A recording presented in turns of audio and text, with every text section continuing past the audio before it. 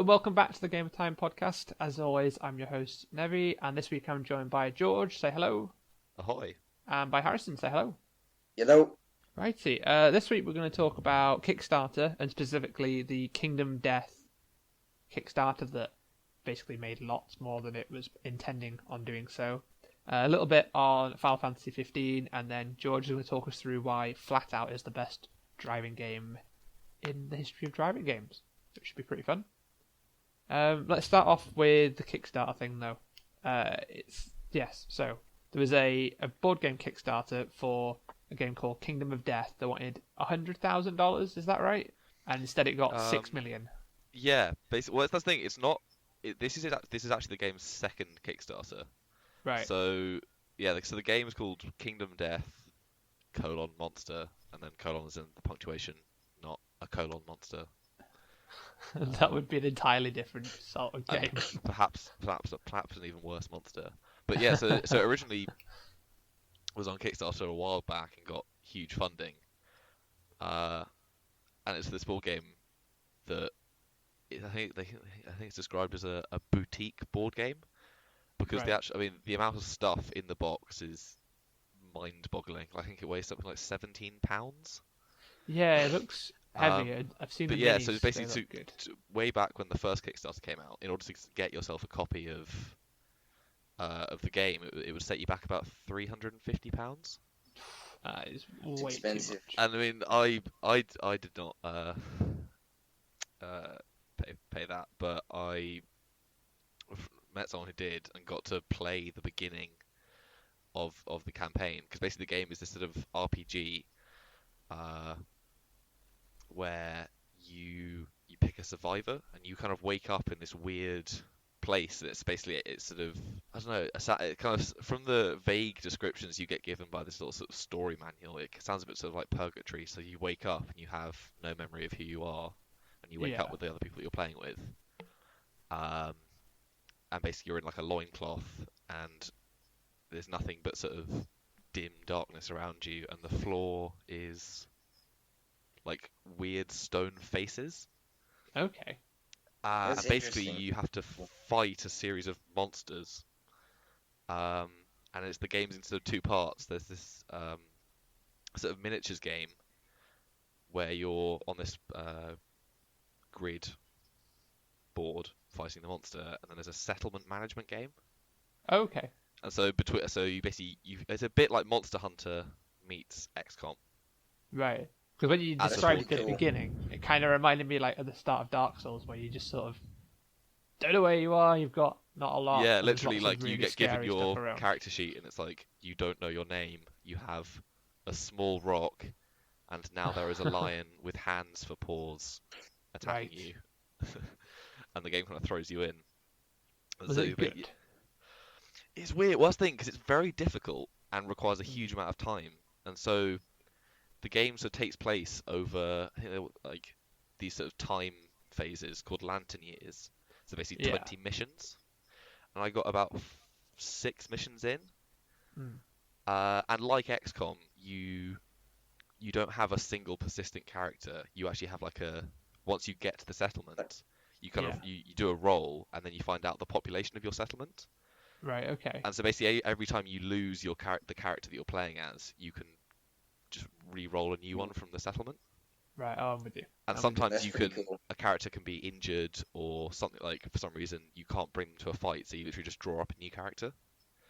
And so in that kind of XCOM way, you're always playing with different people, and you want to have a couple leveled up because you can die quite easily because it's quite hard. Yeah, it sounds interesting. Yeah, and that's the thing, that I didn't get far enough into it to, I think, really appreciate the game, because it's for this game that you get the box and it is huge, and you open it up, and it comes with this complete set of miniatures, but all on sprues that you have to put together. Yeah. And I mean, like the monster, like the actual models for these monsters are absolutely gorgeous.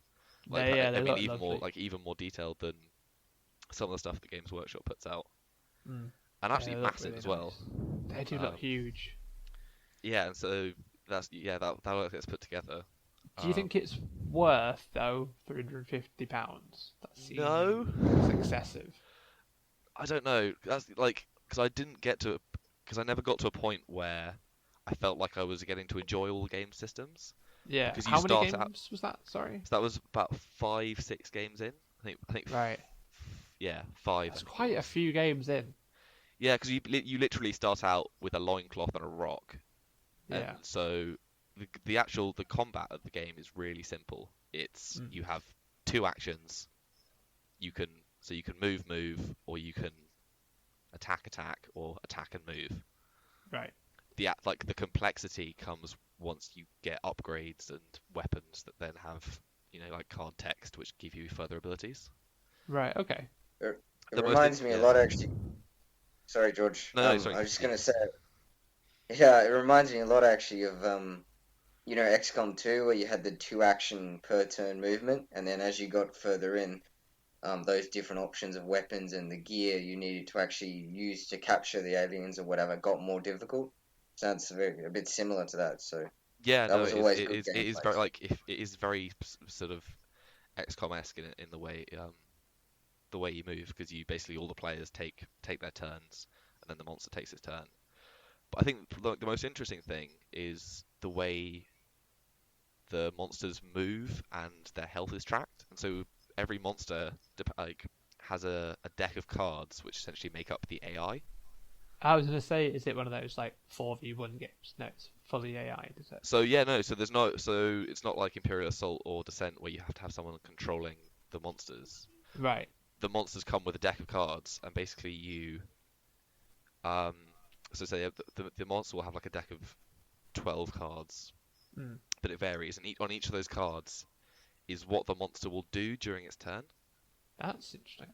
But and the way that you track the monster's health is when you damage it, you remove a card from the deck. Right. Okay.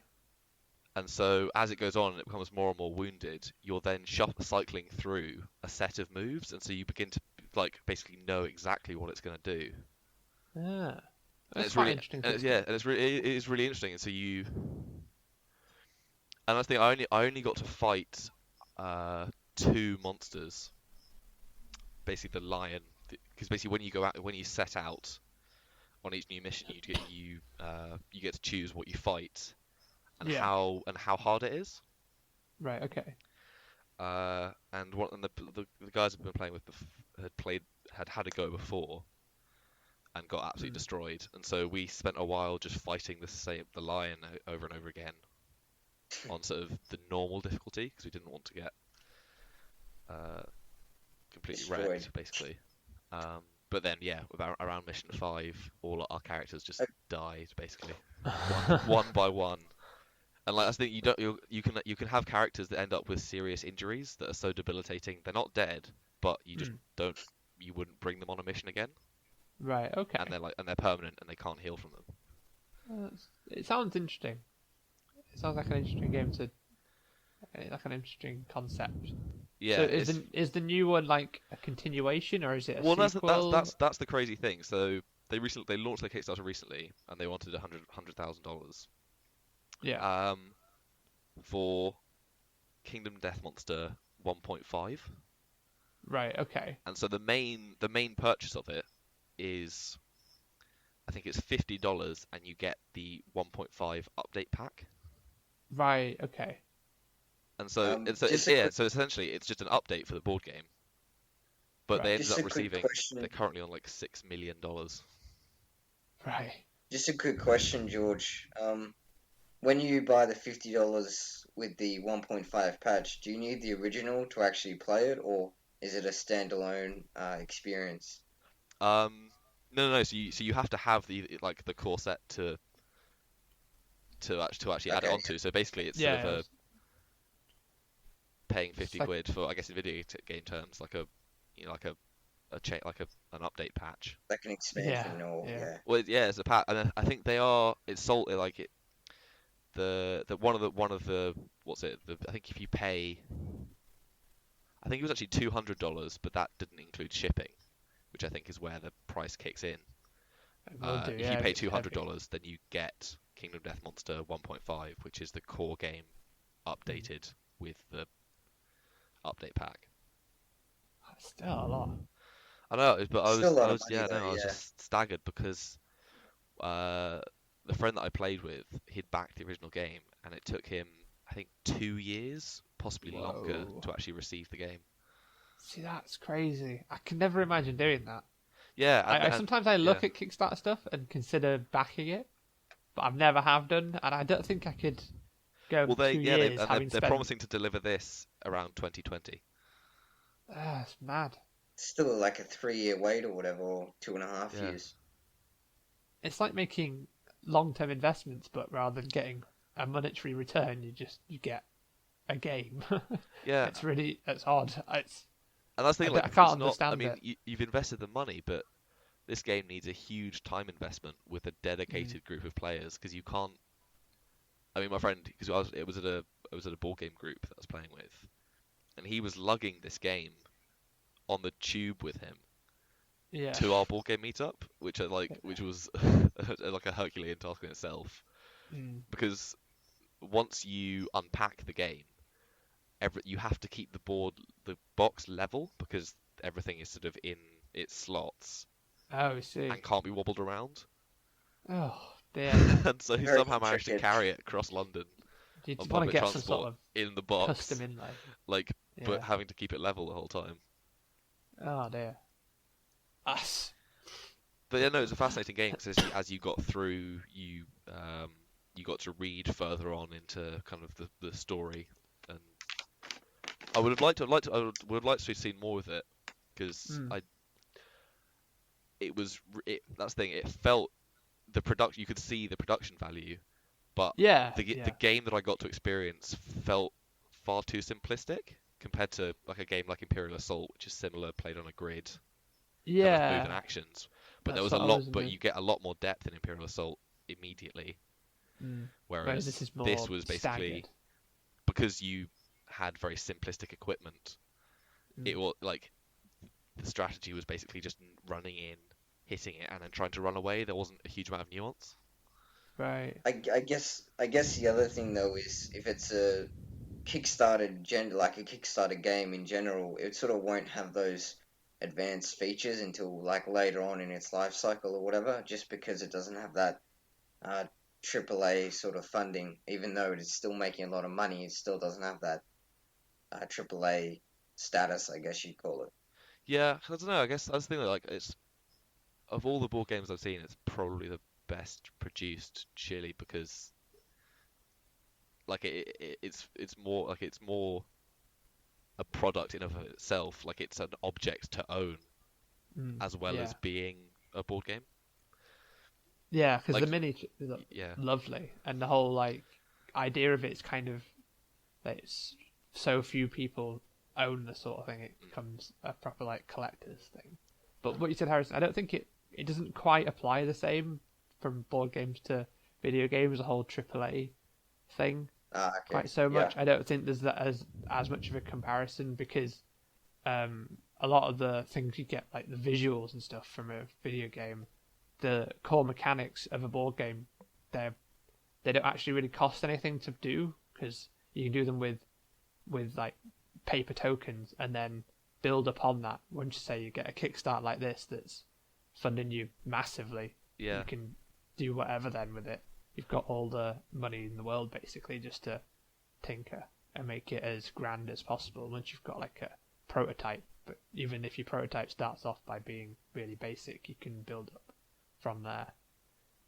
Yeah, I mean, It doesn't have the same thing. The one thing that I've actually only ever funded on Kickstarter was another board game that cost me $2, including shipping.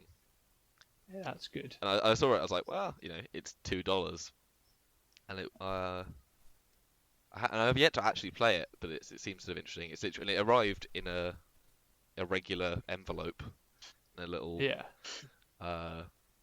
plastic baggie with just kind of these very thin cardstock components. Did it have an option where you could get them to come in as coasters? I vaguely don't recall think something so. that had a really cheap version of it. I and think then I think that I remember the guy that made it. I remember going to his website and he'd done loads of similar Kickstarter board games, all Right. for like $2. Maybe it's the same guy then, because like, I Yeah, remember and seeing something that was like, that's really cheap. yeah, that's basically why I picked it up. And like I've yet tried to try the game, but I know it basically involves two. It's simulating basically a sort of space combat between two kind of naval space carriers Yes, sending no, I have seen that. Yes, sending fighters yeah, at each other, kind of yeah, yeah. It's like down this track. one sort of like playing card sized piece of thing, and then some little tokens that you put on places. Yeah. Is that what it is, isn't it? Yes. I know that's really interesting because Yeah. it's. Have you guys ever backed anything on Kickstarter? I've never. I look every now and again, and then I'm always like, I just wait, and if it's actually good, I'll buy it then. Because I'm just a bit good. I mean, skeptical quite often. yeah, and with Nevi, I mean, I haven't really supported anything either on Kickstarter. It's sort of one of those things where you put something up for an investment, but you're not quite sure whether it's going to pan out. So that always makes me a bit hesitant to actually put in, my money on something that's may or may not work out in the end. So Yeah, and quite often I look at board game ones, and then the shipping is like almost as much as the actual backing, and I'm just like, ugh. Again. So I don't know. One day I will. One day I'll see something that I'll go, that's amazing. I should definitely back that. But should fund indie more and more stuff like this. But Yeah. I don't. Well, that's the thing. I think it's like I like how democratic Kickstarter is in that. So the game that I got to have a go at, which was Lost Ember, I don't think would be my sort of game, but it did very well in its funding, and there's clearly a lot of people that want that sort of experience, and they can get it. That's what makes Kickstarter such an interesting platform, isn't it? It lets people who wouldn't just be able to find that audience that are going to be able to fund them to make whatever it is they want to do. It's really nice for that. Because there's because also ukulele, the banjo and kazooie. Yes, the chameleon, is it something? Yeah, the chameleon. I mean, what I'm trying to think of the word, it's not a sequel. The spiritual successor. That's there the term. You go. That's the phrase. Yeah, Ridiculous. like that got made because people really wanted another one. Yeah, yeah. Well, then Shenmue got a massive Kickstarter, and actually haven't heard of anything from that. That was what, 2-3 years ago or something? It was a while back anyway. Goodness knows what's going on with that development. That's one of the things about it. I'm just like, you invest this money in it for something that may not actually come to fruit, or when it does, it might be completely different from what you'd originally thought it might be. Yeah, I mean, that's the thing. I think Kickstarter does need to put in some more checks and balances that will hold people to what they've produced. Yeah. There are like horror stories of people like Matt or there was a card game that got funded, but it did too well. Right. And basically the guy was inundated with orders and had Oh, really? and basically was too inundated with orders and had made too much money. Yeah. And was really passionate about it. I think it was this Roman. I think it was a card game sort of Roman themed. Yeah. And you were playing different sort of officers in the Empire, people with different roles. And I remember reading the guy's story, and like initially he had been thrilled with the success, but then he had because he was one man working out of his house. He had to quit his job, pursue it full time to try and cope, and then that's really hard. And basically it sort of buried him for a year in trying to cope with this production. And so if you're building it because if you're doing a lot of it by hand and just off your own merit, then that's really hard, rather than it being sent to printers and stuff. Because I see quite a few board games on there from people who they make it themselves. They etch all the pieces and stuff because a lot of them are wooden and they've cut them out and things. So that must be really hard if they end up with it doing quite a lot more than they thought it was going to do, but not enough that they could then get it produced professionally elsewhere, or if that messes with how they think their craft should work and stuff. So I hadn't thought of it from that side. That's really interesting, actually.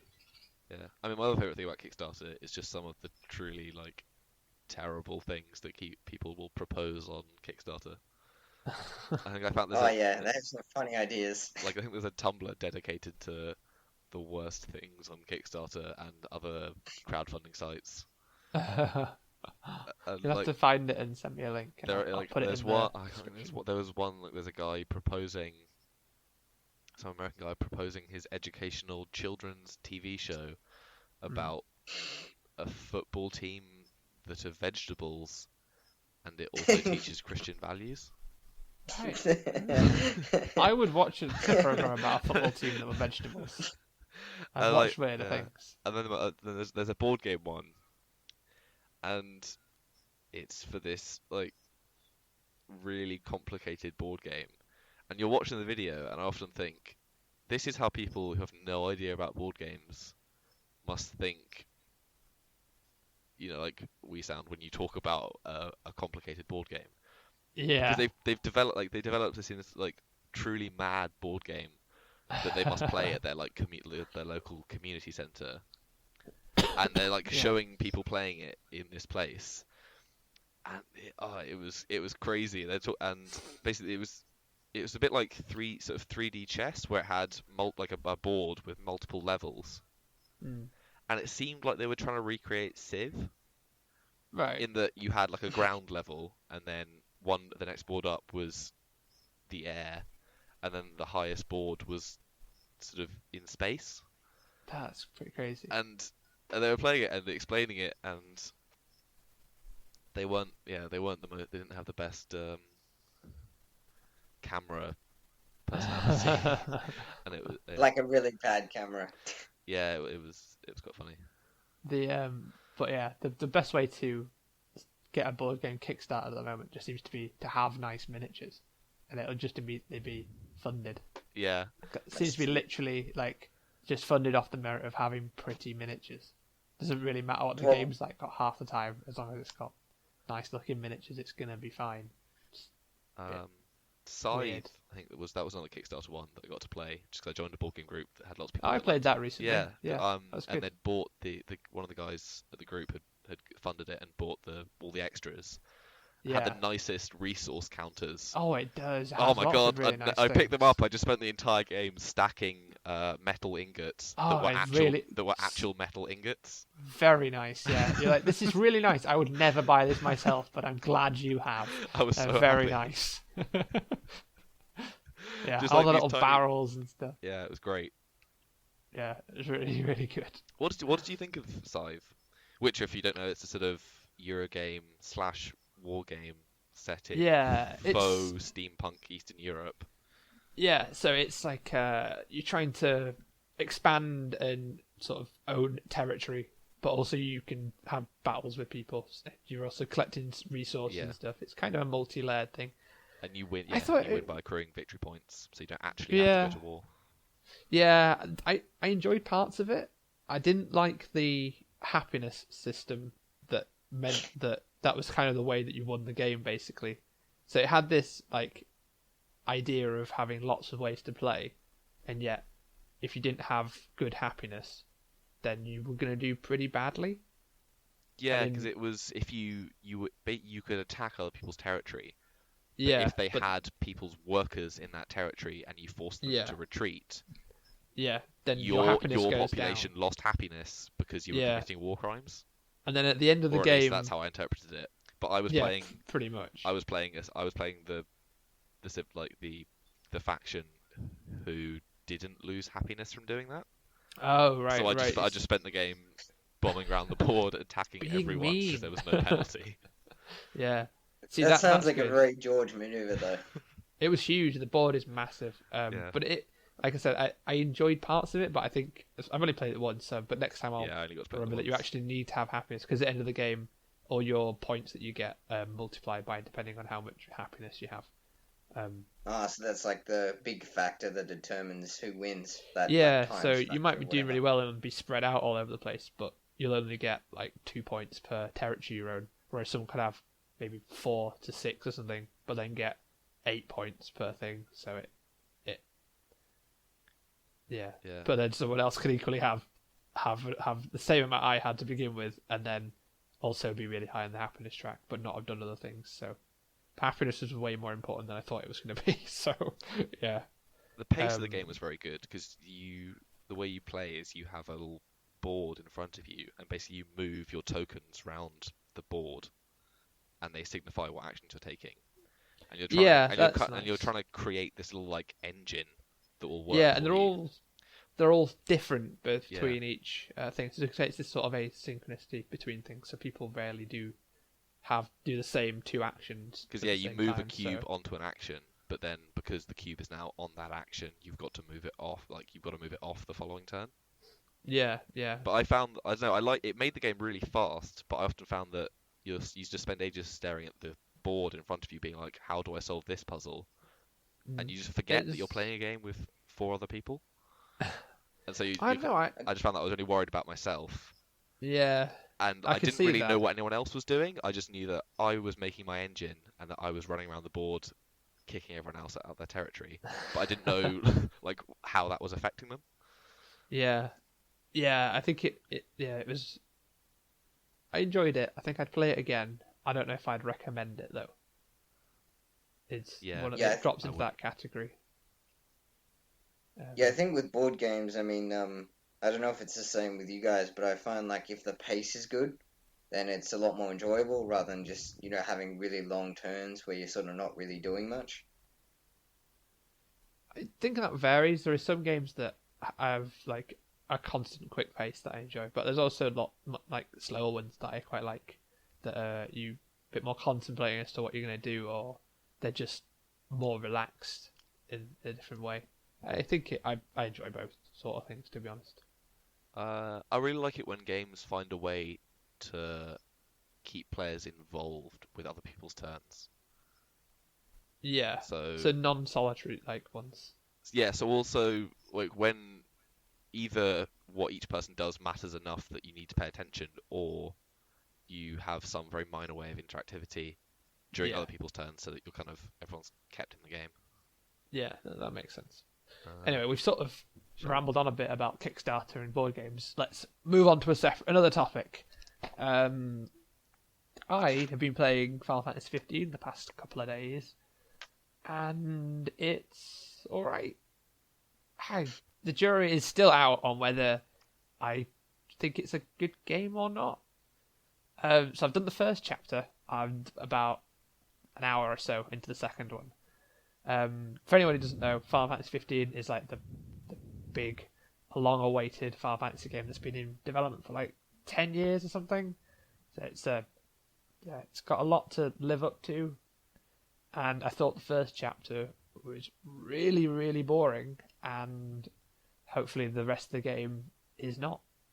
Pretty much. You guys know anything about it that needs clarifying? No, not really.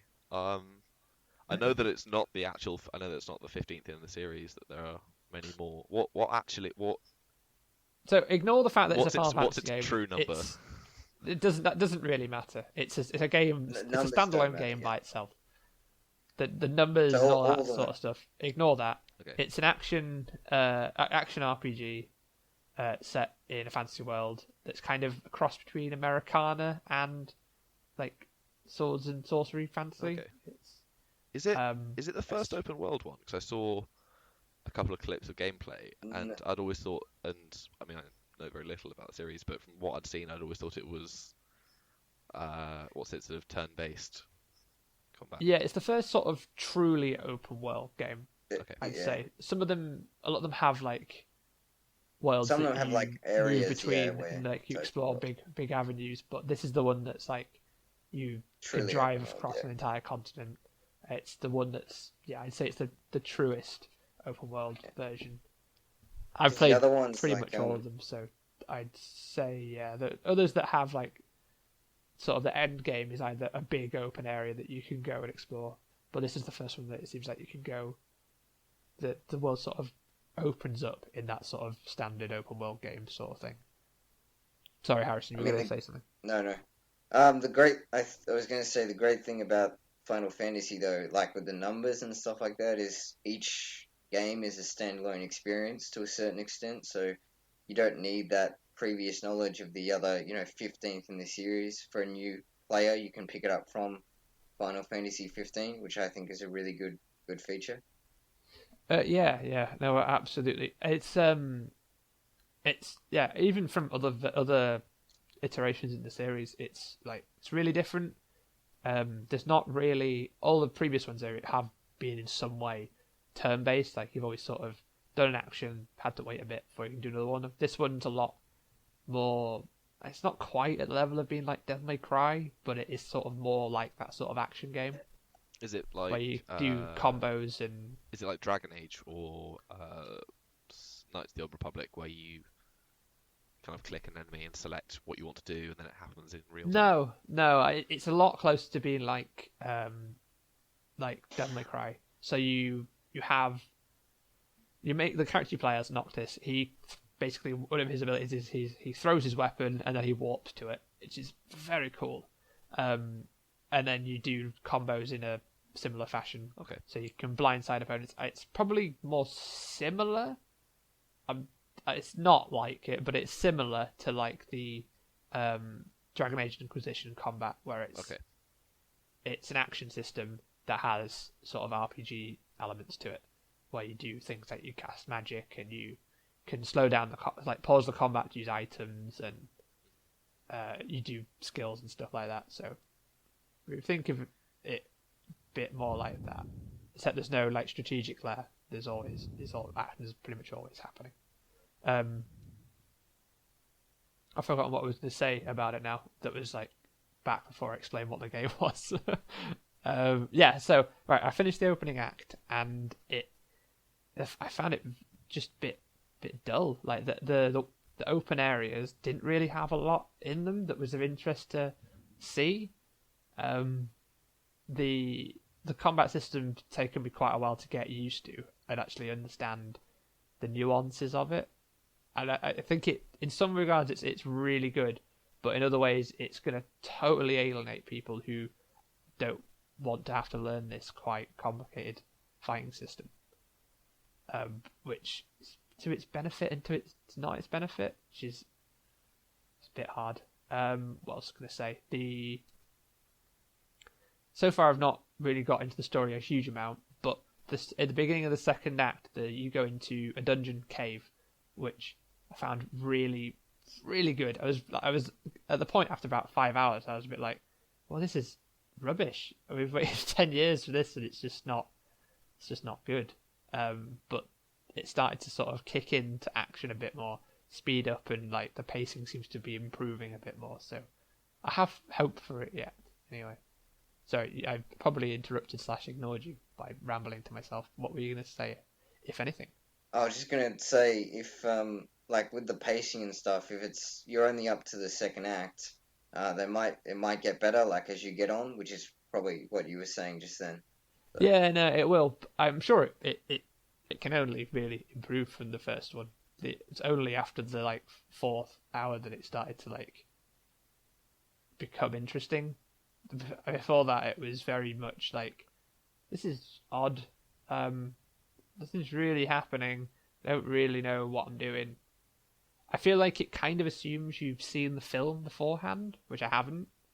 There's a film? But there's a film. There's a Final Fantasy 15 Kingsglaive, which is like the prequel, which shows you what happens before the start of the game. Okay. Which I feel like is useful to watch before you start it, because then it probably puts the beginning act into context a bit more. Whereas otherwise you're a bit like, I'm on a road trip to go see the lady my main character's going to go marry. Okie dokie. Then it's just like, don't really know what the world is, really who I am, where I am, or what's going on. So that felt a bit odd. One thing I will say that is amazing is that one of your party members, he has a camera with him all the time, and he's constantly taking photos of what's going on, like as you're doing stuff. And then once you level up his ability to take photos, his camera work ability, it's very funny. He starts taking selfies, and it's amazing. Do you just have a thing for games that involve taking photos? because Final I Fantasy do 15, kind 15 of. Twilight Fantasy 15, Beyond Good and Evil. Yeah, Firewatch. I kind of do. I really enjoyed it. It's really nice. It's just these really weird moments where you'll go rest on top of a hill, set up camp. You'll look through your photos. Half of them will just be like you in a dungeon taking selfies. Wait, so it's the AI. It's the AI. The taking AI photos. just does it. Yeah. So whenever you have a break, your AI just brings up these photos. It's brilliant. It's best feature That's it's got, pretty clever. I think, so far. It's so unexpected. It's really good. It's basically to sell Final Fantasy 15 at the moment.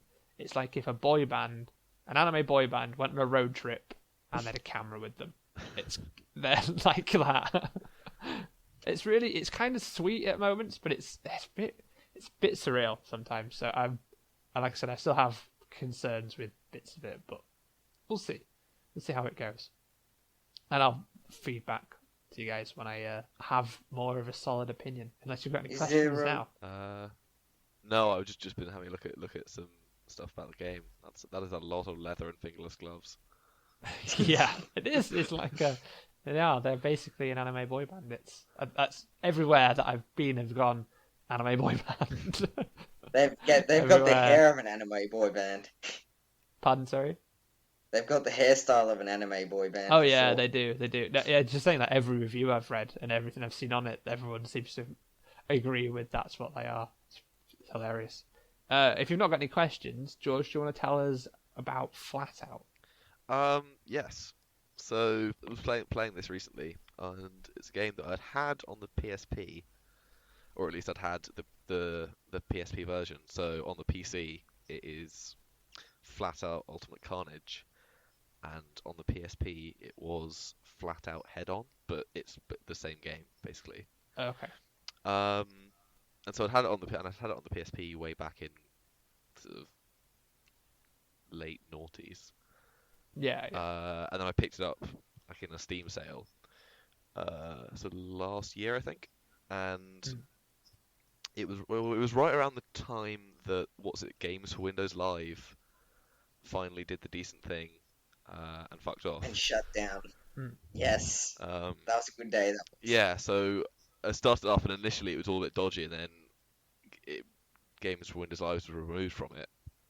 And I basically just discovered that, forgotten how much I'd loved this racing game, and it's a sort of Crash Derby racing game in a similar vein to the Burnout series. Okay. Yeah.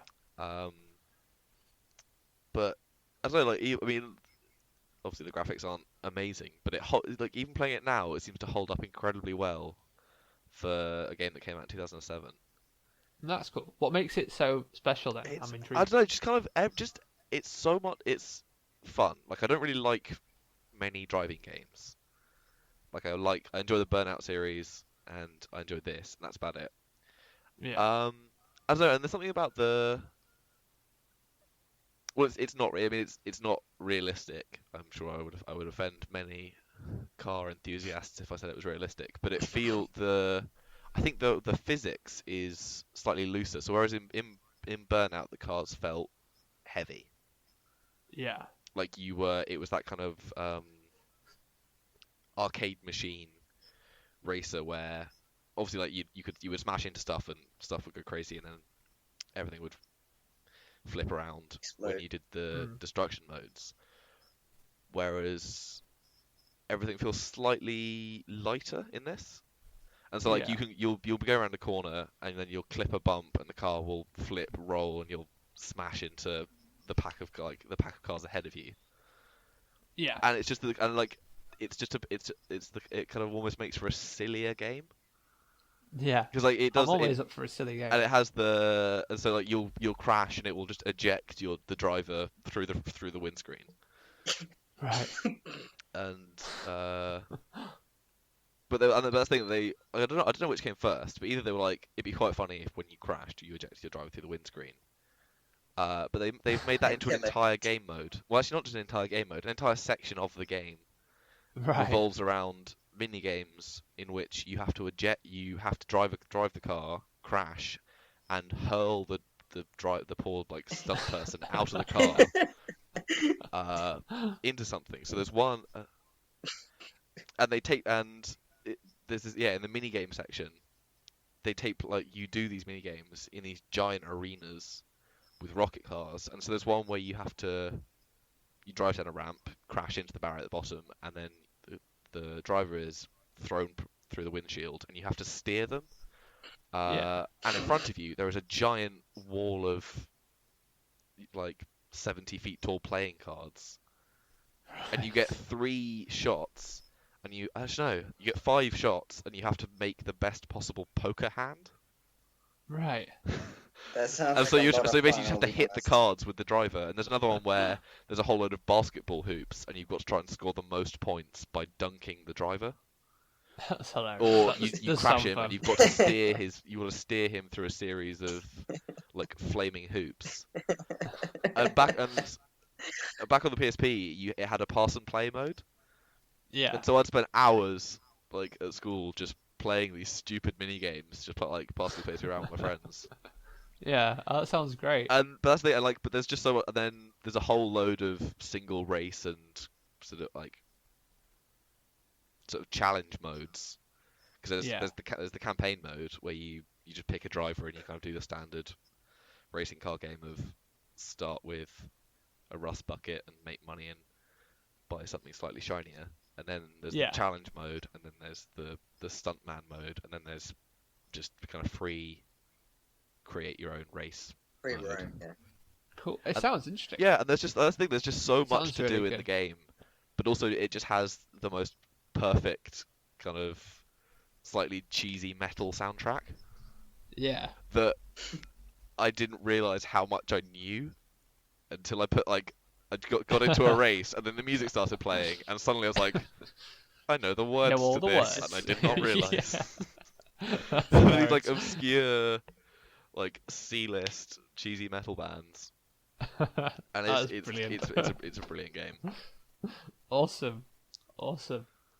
I think that's about all the time we've got today, actually, guys. Because I know you've got to go, Harrison, in a couple of minutes. Yeah. But yeah, recommend FlatOut. Then it sounds great. Yeah, I would say for me there is no better driving experience. I mean, Burnout 3, excellent, but just FlatOut. just Right, pipped I'll by have to FlatOut. look into that. That just sounds brilliant. Yeah, and it's stupidly cheap now, and no longer has Games Windows Live. You should Awesome. record some of those funny moments, George. I'll have to try. I don't know. I need to get some video capture software. Yeah. Be great. It's a future project. Right, anyway, guys, let's sign off. Thank you for listening to the GamerTime podcast. If you found this without the website attached, you can find us at gamertime.co.uk or follow us on Twitter at GamerTimeUK. You can follow me personally at NevadaHM, and you guys are... I'm at Scruffy Looking. At _ Scruffy Looking. Someone beat me to the non-underscore version. And Harrison, have you got a Twitter yet, or is it in progress? No, it's one of my things I have to do, actually. Been a bit busy recently, but definitely I'll get it in the next podcast. You can find me just on the GamerTime website, just under Harrison Ware there. Yeah, cool. I normally try and link to everyone in the description, so... Super. Thanks for listening, and I was just thinking if anybody wants to send us any questions, send us it on Twitter, and we might answer some of them on the podcast. Weird to think that Never people know. actually listen to this. Yeah, it is. I assume people listen to Well, this. we live in I have no evidence of people listening to this. Anyway, thank you for listening. We'll catch you next time. Bye. Bye. See ya.